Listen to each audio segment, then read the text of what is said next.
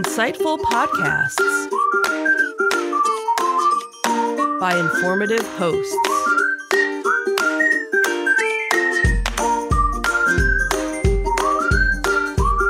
Insights into Things, a podcast network.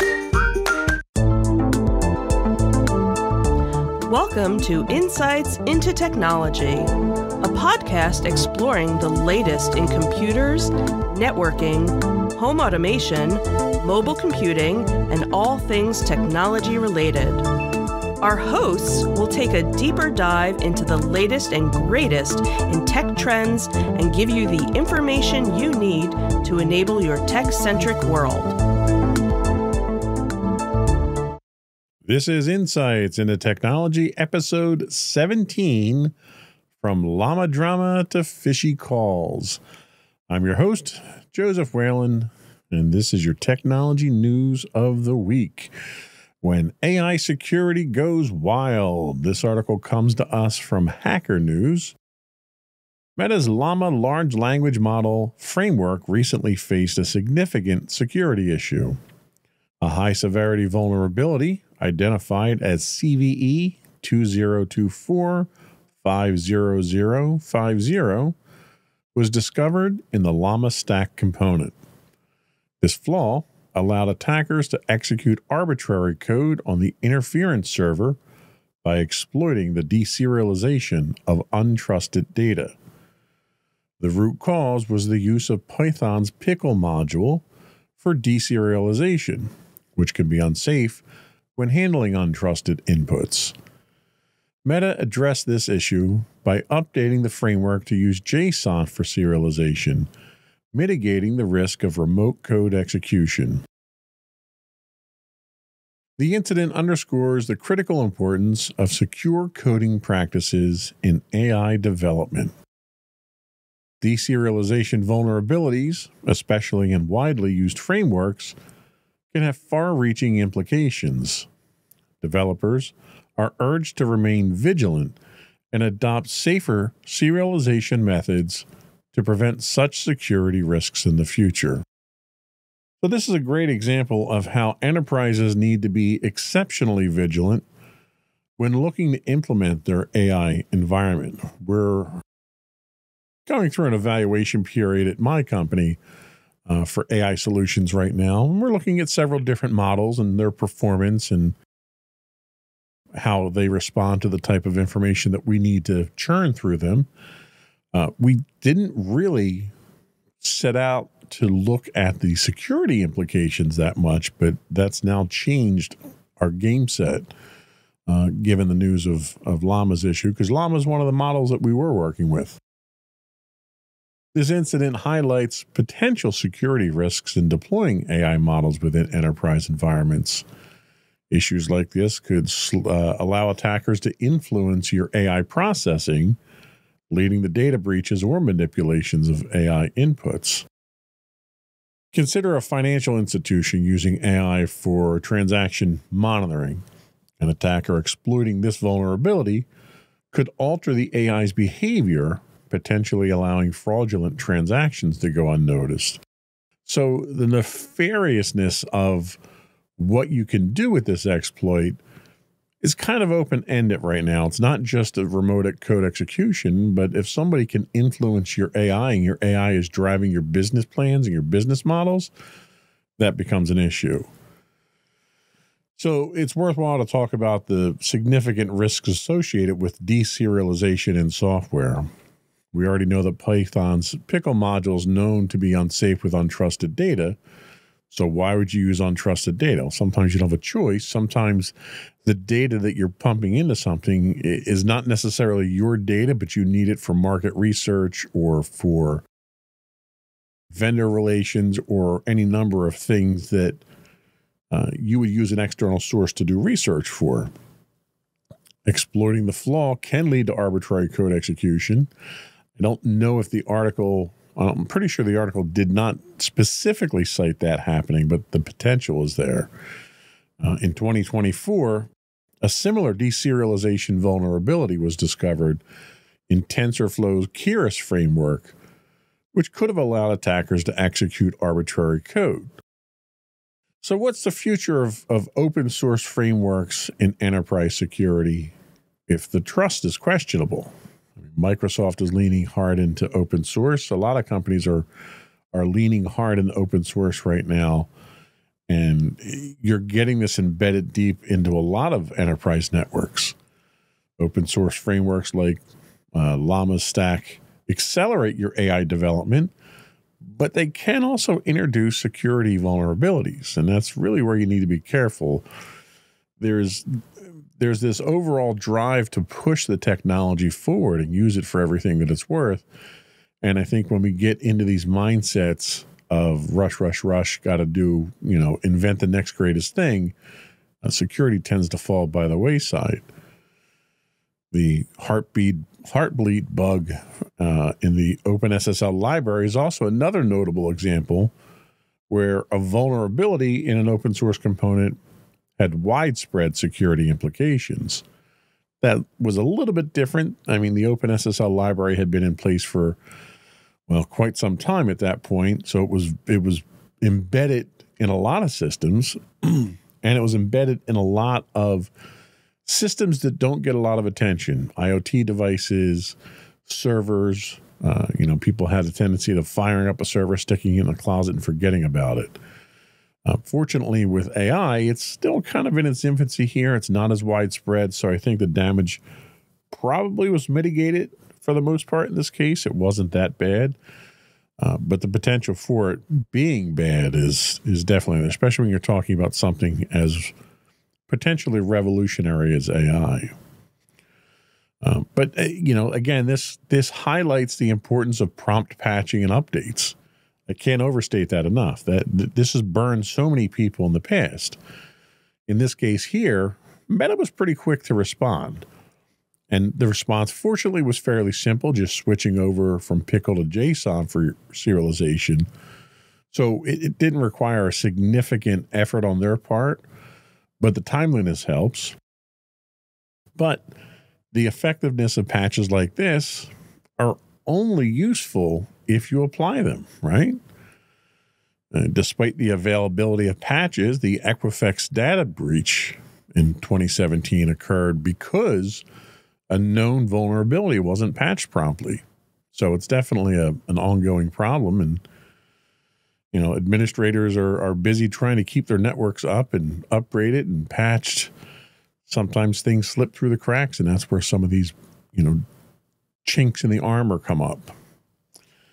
So hopefully it's been mitigated. I suspect it won't be the first time that we see this type of flaw or a significant flaw in AI, considering it's kind of in its infancy stage right now. So it's nothing unusual, but it's good to be aware of it. From the Register, dial M for malware is our next article. In a recent incident, Zach Latta, founder of Hack Club, encountered an exceptionally sophisticated phishing attempt targeting his Google account. The attackers, posing as Google Workspace support, initiated a phone call from a legitimate Google number and followed up with an authentic-looking email from a genuine Google address. They even provided a valid two-factor authentication code, making the deception highly convincing. Latta's skepticism arose when the caller's information became inconsistent, prompting him to recognize the scam before compromising his account. In response, Google has taken action to suspend the fraudulent account used in this scheme and is enhancing its defenses against such sophisticated phishing tactics. The company emphasized that it does not initiate unsolicited calls to users for password resets or account troubleshooting. Users are advised to remain vigilant, be cautious of unexpected communications, and verify the authenticity of any contact claiming to represent Google. So this is a good one to highlight the dangers of advanced phishing techniques exploiting trusted channels. A lot of companies rely on Google. Google has a reputation in the enterprise space as being, I don't know if they're trusted as much as they're simply accepted. In this case, a scam involved a call from a genuine Google phone number, which if you're vigilant enough to look these things up, you could find that out. It also involves an email from a legitimate Google domain. So it was pretty convincing for the average person. It wasn't that convincing, obviously, for someone with these advanced skill sets. So how can enterprises mitigate these increasingly convincing attacks? Well, I've said it before. We'll say it here. And I think there's an article later on in the show that we're going to talk about it.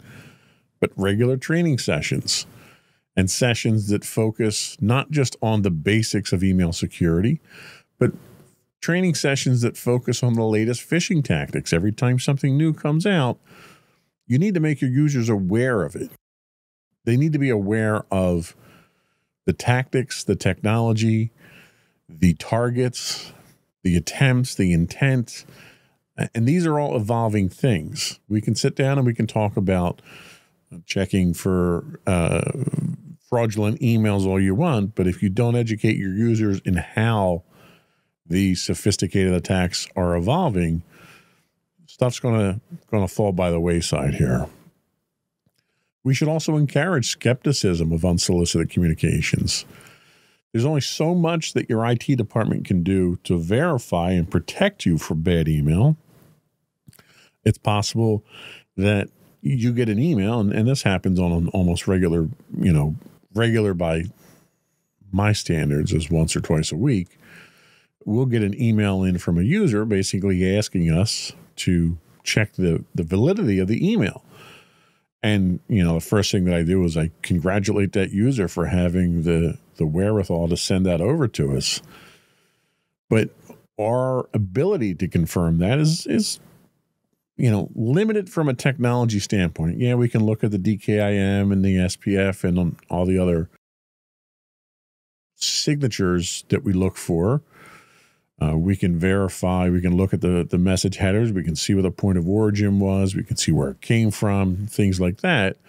But once we go through all of those key checklists and rule out any blatant obvious issues with it, it comes down to the user knowing whether or not the person that sent this is a known good sender.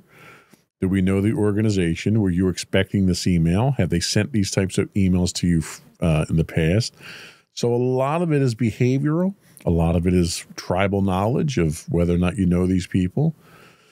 All of that stuff is things that have to be done at the user level, and the users need to be aware of that. This isn't a matter of abdicating your personal responsibility for security and just kicking it over the fence to IT. That's not the solution. Both sides, both the IT side and the users, have a certain responsibility here to make sure it's safe. This is also a prime example of exploitation of the legitimate services for malicious purposes. This isn't the first time someone's impersonated a Google or Microsoft or another trusted company.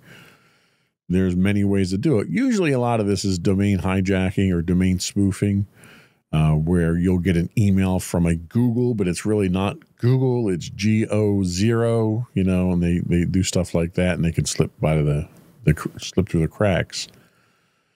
But by utilizing Google's own infrastructure, the phishing attempt in this case bypassed most of the traditional security filters, and it demonstrates the need for more advanced detection. And that detection isn't necessarily a technological detection. Users have to exercise common sense at some point. What measures can organizations implement to detect and prevent these? Well, deploying advanced threat detection systems to analyze behavioral patterns.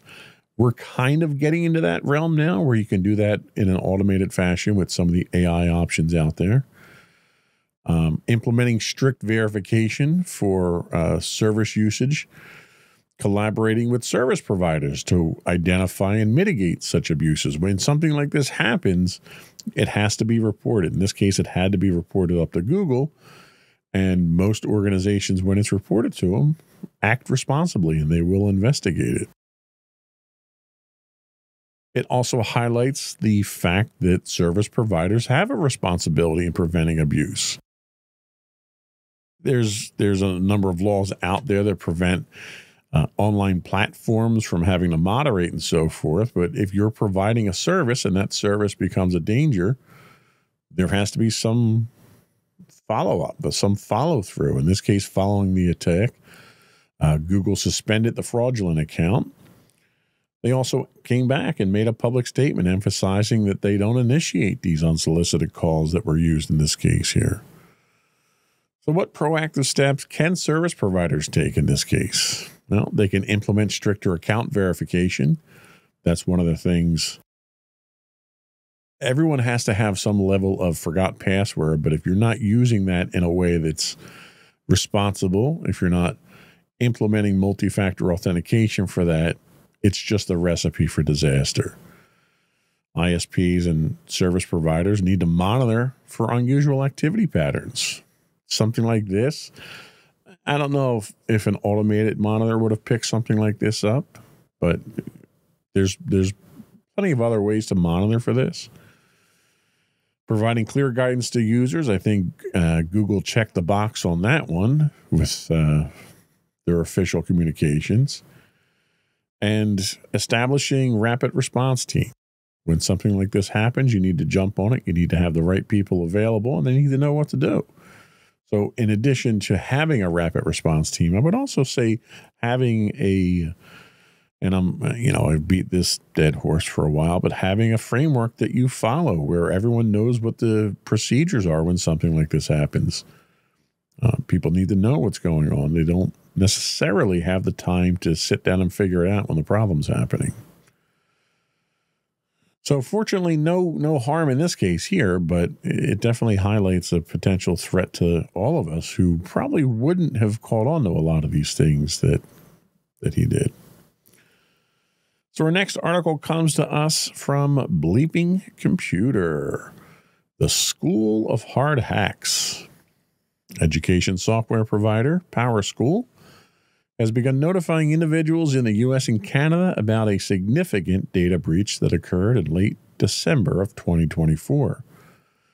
The breach involved unauthorized access to PowerSchool's PowerSource customer support portal, leading to the theft of sensitive information from over 6,000 school districts.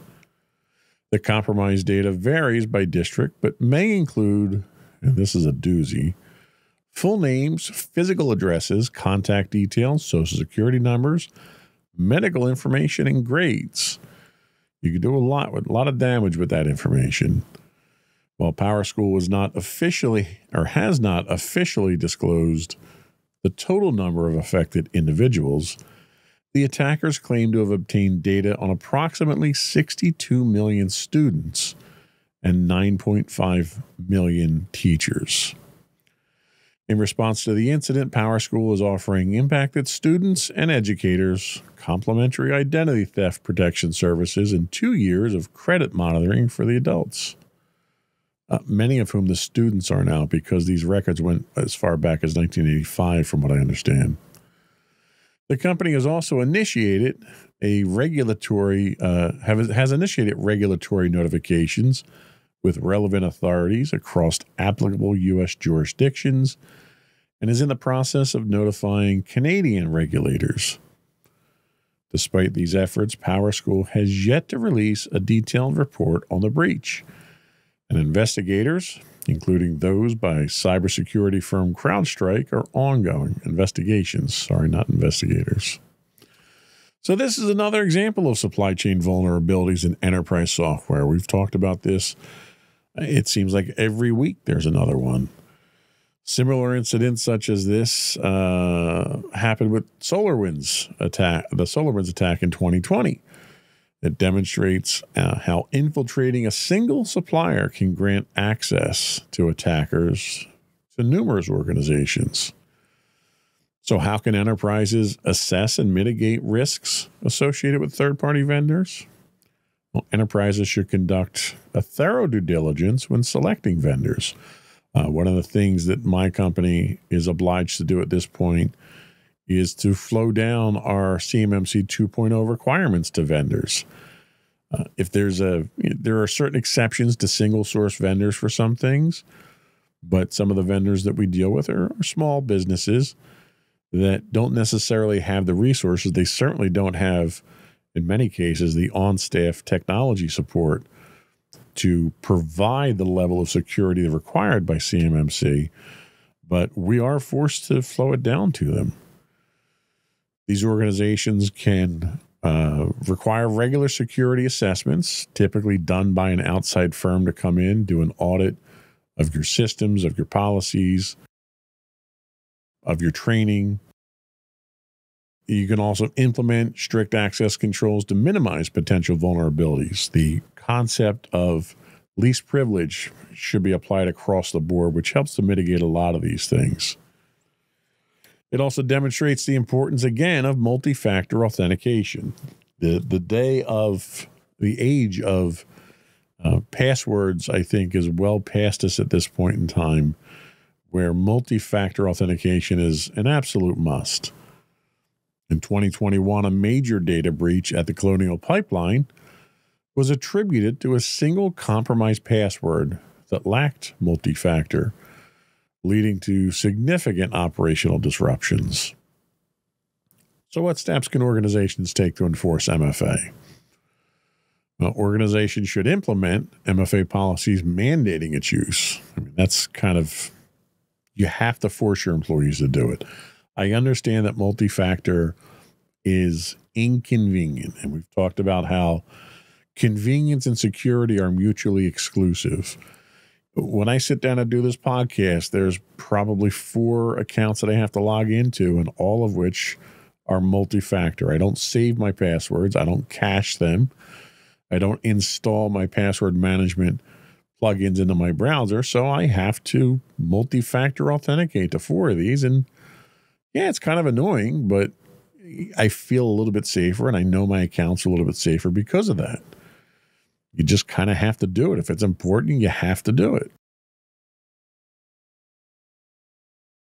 Provide training to your employees on the importance of MFA. Give them examples. Let them see what the real world examples are. There's a ton of them out there, and if it doesn't scare your employees into using MFA, make sure they understand the consequences. If their accounts are breached and their accounts are used to violate company policies, company network, in my case, because of the extensive work that we do with DoD contracts, it's not just a matter of embarrassment to my company if the information gets out. It's potentially a violation of federal law. And I think a lot of jurisdictions would look at it that way. Breaches of this nature, and it's important to emphasize this to your employees, breaches of this nature result in significant legal and financial repercussions. Equifax 2017 breach resulted in a settlement of up to $700 million due to a failure to protect consumer data. Now, there are a lot of companies that can absorb that. There are a lot more companies that can't. So keep that in mind that, you could have a breach of your network that costs you your company. So it's important to take that seriously.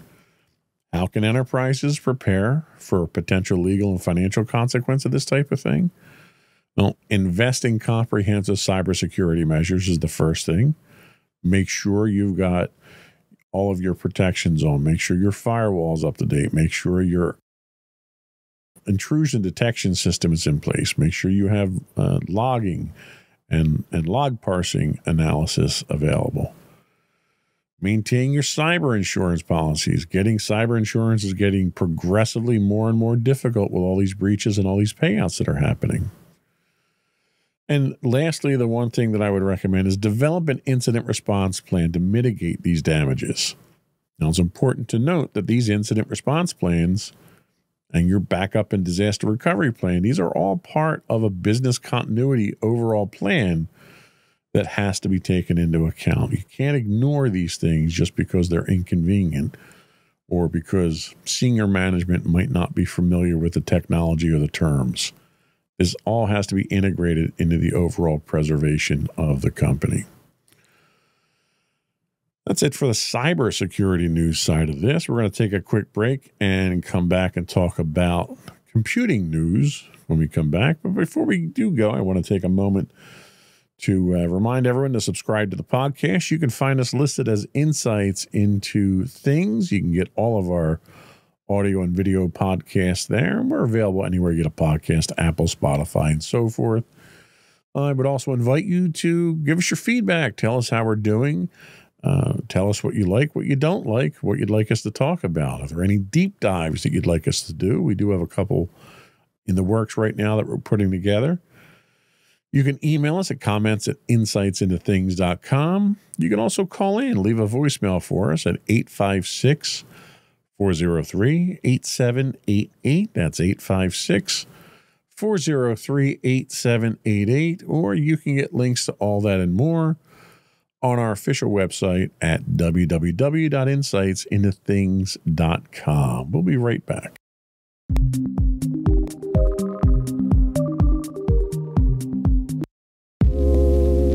Are you tired of your favorite gaming podcast finishing with a play? Oh, no! Well, check out No Credits Rolled, where we play the games but rarely finish them. How's it going, folks? I'm Sam Whalen, your friendly host at No Credits Rolled, the ultimate gaming podcast, where we dish out the latest scoops and reviews on all your beloved video games. Hey, listen! Not only that, but we spice things up with some guest interviews and even give you, yes, you, a chance to have your say. Tune in every other week for a fresh dose of No Credits Rolled, available on all major podcast platforms, and hit us up on social media at No Credits Rolled. So why wait? Let's dive into the gaming world together, where finishing games is optional, but the fun is guaranteed.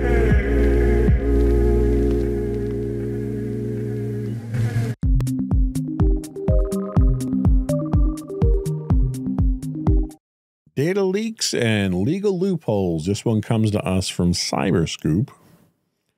In a significant legal development, a U.S. appeals court has vacated the initial sentence of Connor Brian Fitzpatrick, known online as Pom Pom Purin, the founder of the notorious Breach Forums website.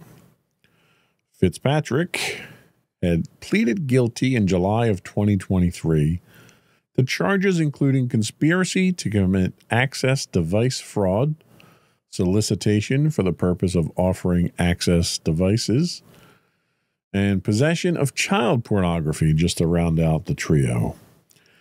Initially, he was sentenced to time served plus 20 years for supervised release, 20 years of supervised release, a decision influenced by his age and a diagnosis of autism. However, the government appealed, citing Fitzpatrick's lack of remorse and violations of court terms, such as unauthorized internet use and discussions about this case on Discord. The appeals court agreed, noting the original sentence failed to address the severity of his crimes. A resentencing is anticipated, potentially leading to a harsher penalty. Breach Forums, launched by Fitzpatrick in March 2022, became a major English-language cybercrime marketplace, hosting over 14 billion individual records, including Social Security numbers and bank details. Despite law enforcement's efforts to dismantle the platform following Fitzpatrick's arrest, similar forums have emerged, underscoring the persistent challenges authorities face in combating cybercrime. So this just goes to show how the persistent threat posed by data breach marketplaces is an ever-growing concern in the cybersecurity market.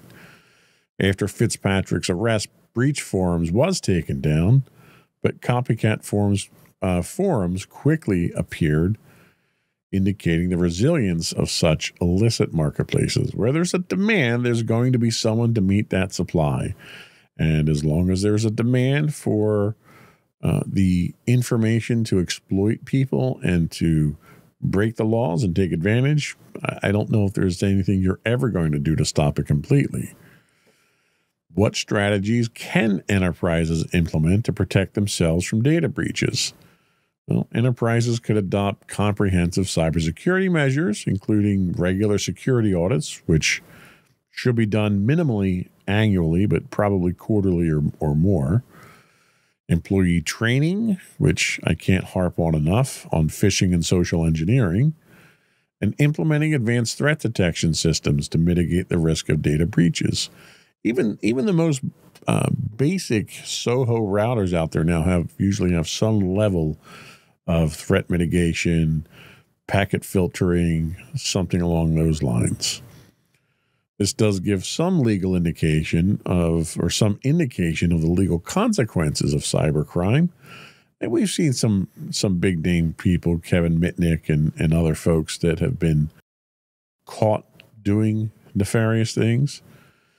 Fitzpatrick's initial lenient sentence was overturned due to his lack of remorse and continued engagement in prohibitive activities. This highlights the importance of enforcing strict legal consequences, and they should be enforced across the board. There should be no exceptions, regardless of who you are, what you do, or what political affiliation you might be. So how do legal outcomes in high-profile cybercrime cases influence corporate security? Well, there's significant legal consequences for cyber criminals, which can serve as a deterrent. Although, given the ever-increasing amount and sophistication of cyber crimes, I don't know if it's much of a deterrent.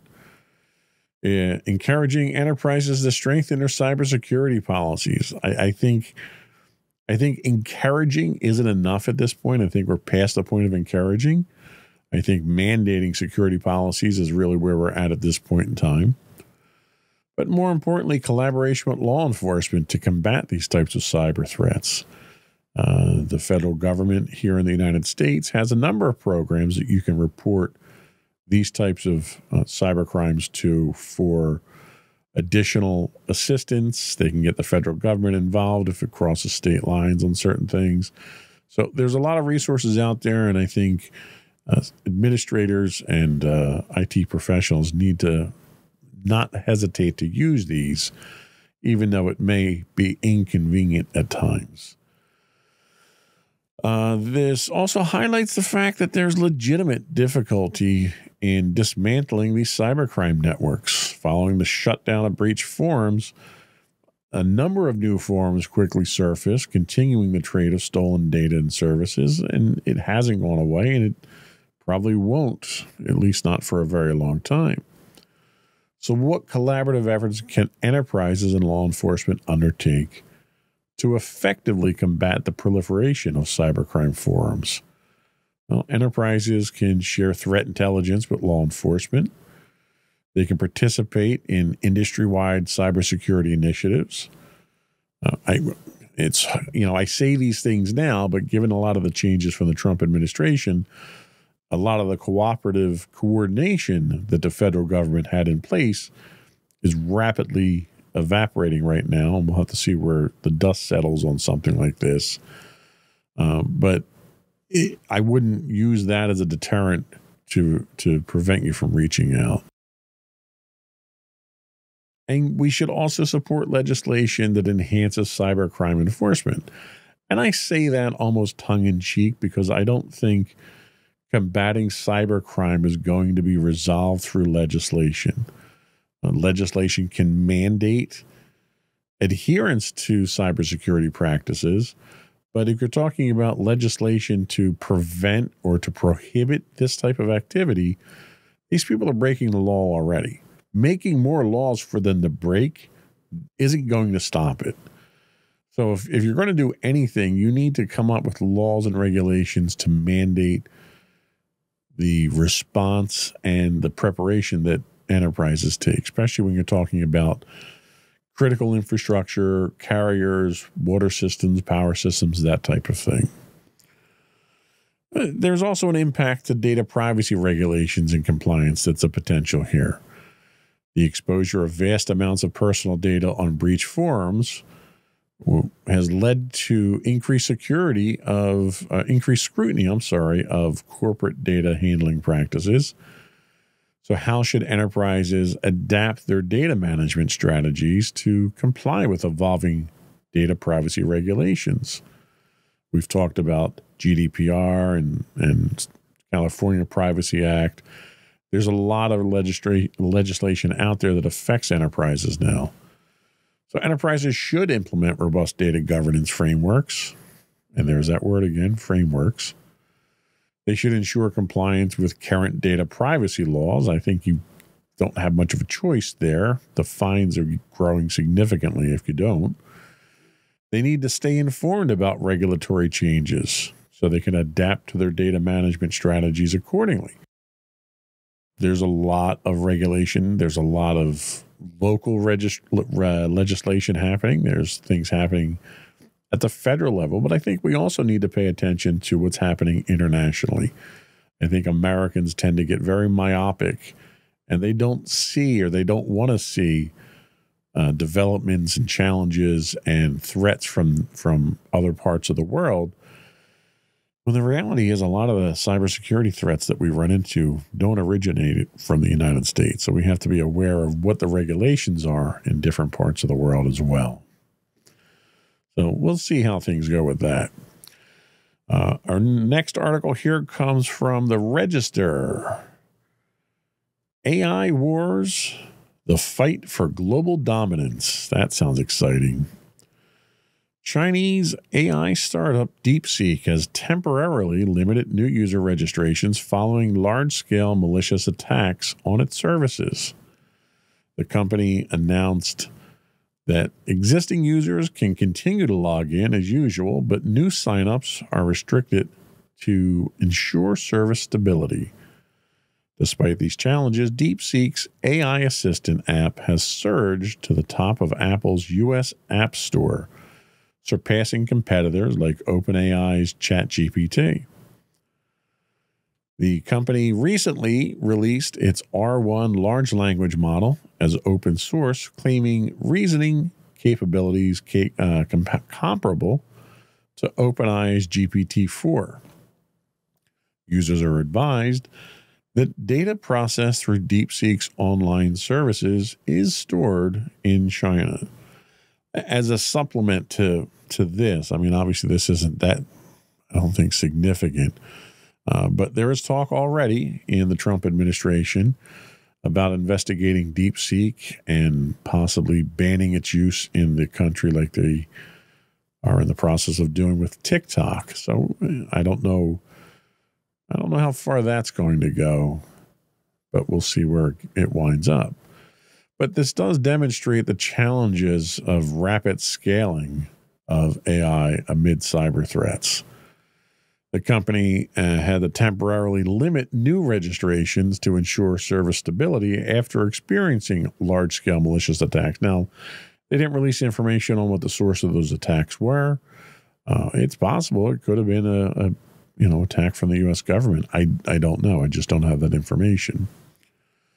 So how can emerging tech companies balance their rapid growth with implementation of effective security protocols? Well, startups should prioritize building scalable security infrastructures from the outset. And I think the important thing to highlight there is building security from the outset. Scalable security, yes, but security isn't something that's done well when you have to bolt it on after the fact. If you build it from the ground up, it's much easier to make it work and to make it work effectively and efficiently. Enterprises should conduct regular vulnerability assessments. There's another one we like to talk about. And establish their incident response plans, which we've also talked about today. This also brings into question the data sovereignty and privacy concerns that a lot of people have about this.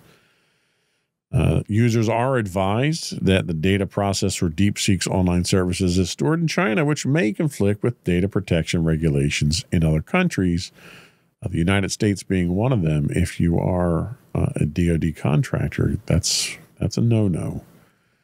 So what are the implications for enterprises when user data is stored in jurisdictions with different data protection laws? Well, enterprises need to assess the legal and ethical implications of data storage. We had a recent request come through for a piece of software that was a cloud-based piece of software, and after doing a little bit of research, we determined that it didn't fit our security model, so we had to deny use of that application.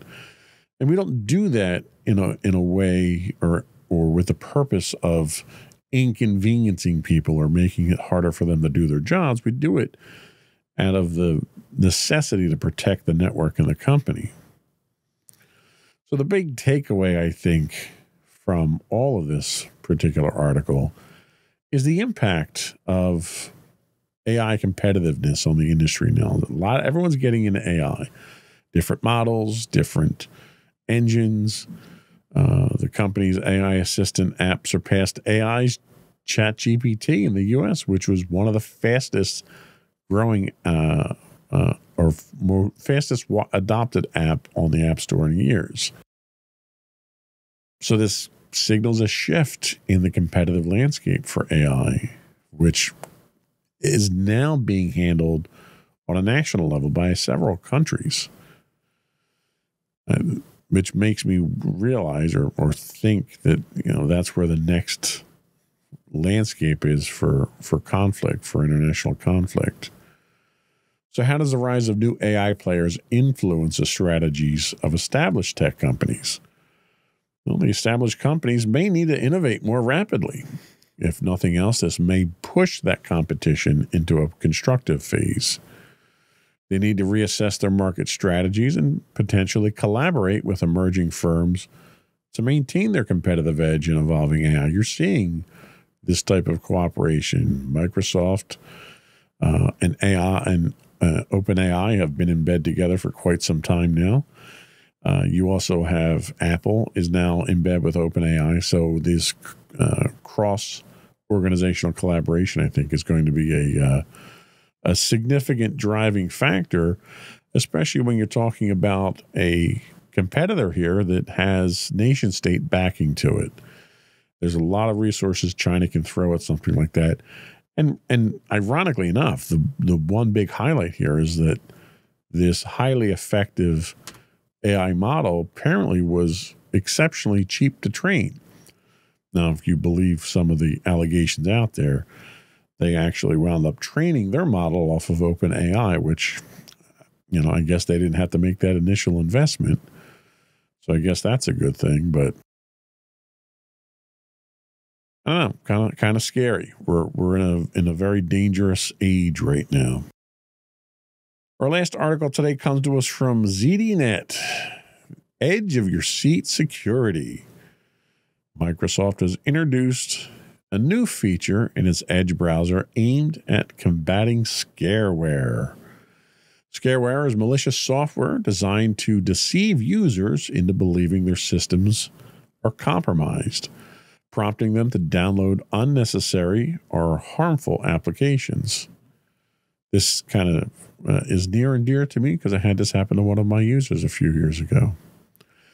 The enhancement builds upon Edge's existing security measures, specifically targeting misleading pop-ups and advertisements that attempt to exploit users' fears for financial gain. By identifying and blocking these deceptive elements, Microsoft aims to provide a safer browsing experience for its users.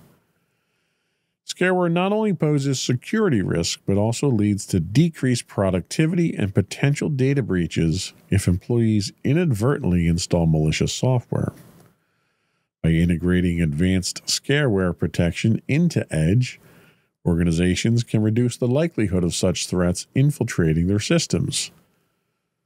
This move underscores the importance of utilizing browsers with robust built-in security features to safeguard enterprise environments against evolving cyber threats. So this highlights the increased integration of smart screen technology, something that Microsoft implements in Edge. Smart Screen's been instrumental in protecting users from malicious websites and downloads, and its integration into Edge enhances the browser's ability to detect and block scareware tactics. So how does how does Smart Screen differentiate between legitimate software notifications and scareware prompts? Smart Screen utilizes a combination of URL reputation services, application reputation services, and heuristics to assess the legitimacy of software notifications, blocking those that exhibit characteristics of scareware. There's a lot of questions surrounding the impact on enterprise security policies with this. Enterprises often rely on browsers as a primary interface for employee interactions with web applications. The enhanced scareware protections in Edge can reduce the risk of employees inadvertently installing malicious software, thereby strengthening overall enterprise security. So should enterprises mandate the use of browsers with built-in scareware protection for their employees? Well, probably. I don't want to say yes. I want to say probably.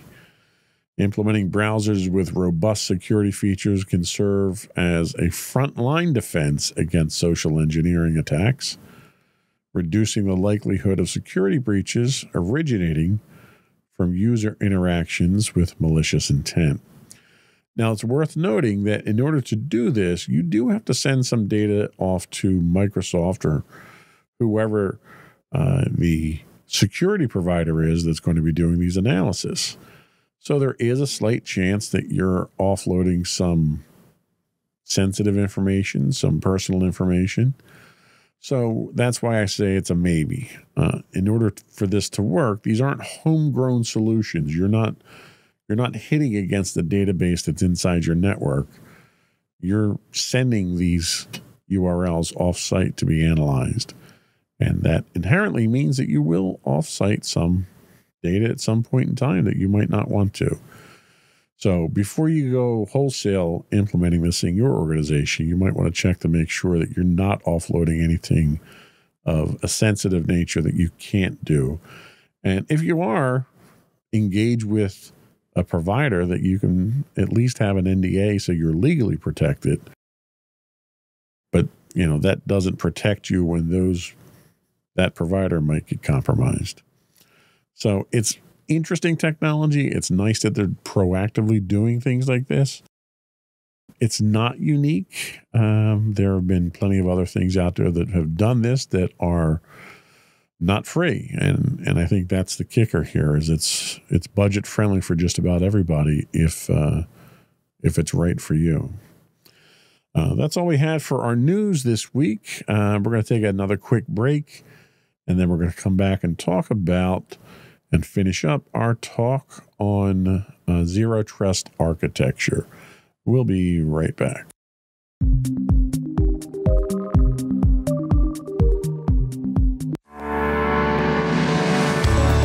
Insights into Entertainment, a podcast series taking a deeper look into entertainment and media. Our husband and wife team of pop culture fanatics are exploring all things from music and movies to television and fandom. We'll look at the interesting and obscure entertainment news of the week. We'll talk about theme park and pop culture news. We'll give you the latest and greatest on pop culture conventions. We'll give you a deep dive into Disney, Star Wars, and much more. Check out our video episodes at youtube.com/insightsintothings. Our audio episodes at podcast.insightsintoentertainment.com, or check us out on the web at insightsintothings.com. Welcome back to Insights into Technology. So we're going to talk a little bit about our zero trust. We're going to finish up our discussion here. When we talked about it last time, we kind of went over the history of zero trust. We talked about the concept of trust but verify.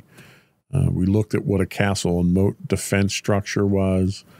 And then we talked a little bit about the birth of zero trust. So today we're going to talk a bit more about why traditional perimeter-based security models are failing. The reliance on perimeter-based models has proven inadequate due to remote work, which COVID kind of threw at us, and then we've kind of held on to it. Employees accessing corporate systems from various devices and locations create a decentralized attack surface that has to be taken into account. Cloud adoption. Everyone's moving to the cloud now. Even I am at my organization reluctantly after holding out for as long as I could. Traditional perimeters dissolve as organizations move to hybrid or multi-cloud environments. There's advanced threats. We talk about this every week. Sophisticated attackers exploit trusted credentials to breach networks, bypassing perimeter defenses. And finally, one that I've sat through numerous webinars and training sessions over, and that's insider threats. Implicit trust within the network allows malicious actors to move laterally once inside in traditional networks. So as an example, a hacker gains access to an employee's VPN credentials and moves laterally to sensitive systems because traditional models lack internal security verification. Once you're in the network, you should still need to validate and verify your credentials throughout. And you can't, you can automate some of that, but you shouldn't automate everything with that. There needs to be some level of user interaction so that something the user knows or has or is can re-authenticate them, where an automated system wouldn't be able to do something like that. So what are the core principles of zero trust architecture? So zero trust is built on four foundational principles, I should say. Least privilege access, which we've talked about many times. This is the concept of granting only the minimum permissions necessary for users and devices to perform their tasks. For example, a marketing employee doesn't need access to the financial systems, right?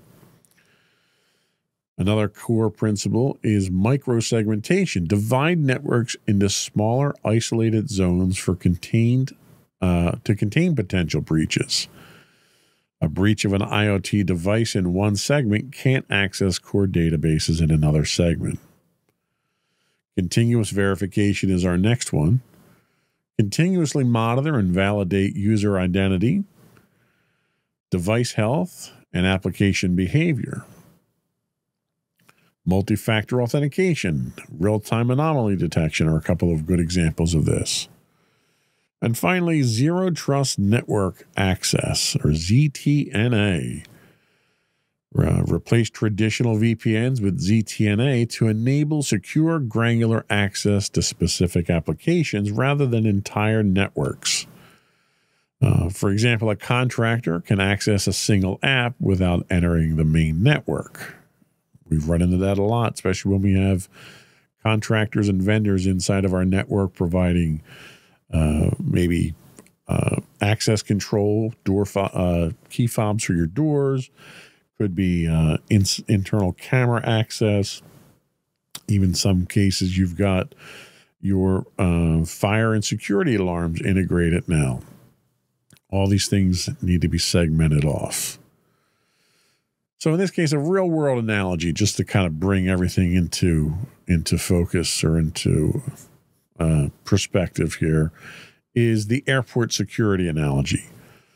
So zero trust can be compared to modern airport security. At the gate, no one is trusted automatically. Used to be. I mean, I flew before 9/11. I knew what the overall lack of security was. Every passenger must verify their identity and pass security checks. Continuous verification occurs throughout the process. IDs are checked multiple times. Devices are screened. Access to sensitive zones is restricted. Passengers are granted least privileged access. They can enter only specific terminals or gates based on their ticket. And this theoretically. I mean, you see breaches all the time, but this is just an example. This approach mirrors zero trust principles: no implicit trust, constant verification, and controlled access. So why zero trust matters in today's cybersecurity landscape? The increasing volume of cyber attacks and the high-profile breaches demonstrates the urgent need for zero trust. Data breaches. Over 83% of breaches involve compromised credentials or misconfigurations. Both are preventable with zero trust. We talked about the remote workforce. With more employees working outside traditional perimeters, zero trust ensures secure access without relying on outdated VPNs. Compliance is the next one. The federal government is forcing compliance on a lot of industries and a lot of companies. Frameworks like the NIST 800-207 emphasize zero trust architecture as the preferred model for federal and private sector organizations. So, a couple of suggestions for implementation once you get to this stage. Start small. Implement zero trust incrementally. Multi-factor is a great example of that. Identity verification is another way of starting out. Adopt modern tools. Use technology like ZTNA, Identify and Access Management, or IAM, and endpoint security solutions. There's a rich pool of tools out there to pull from. You also need to understand organizational risks. And you need that, certainly from a cybersecurity standpoint, but throughout the organization. This isn't just a technology-specific thing that needs to be done. Tailor your zero trust policies to your company's workflows and data sensitivity. My company, as an example, we do manufacturing, so there's a certain amount of data that comes to us in the form of technical drawings and engineering drawings. Some of those drawings can be stored in-house. The commercial drawings can be stored in-house as long as you do it securely. But we're under federal mandate with CMMC 2.0 to store higher sensitivity things, anything that's CUI, in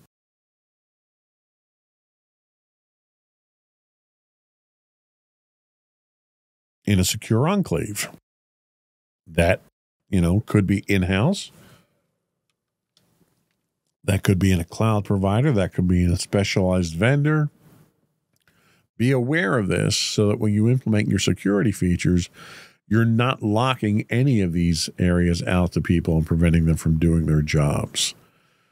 It's a tough thing to have to do.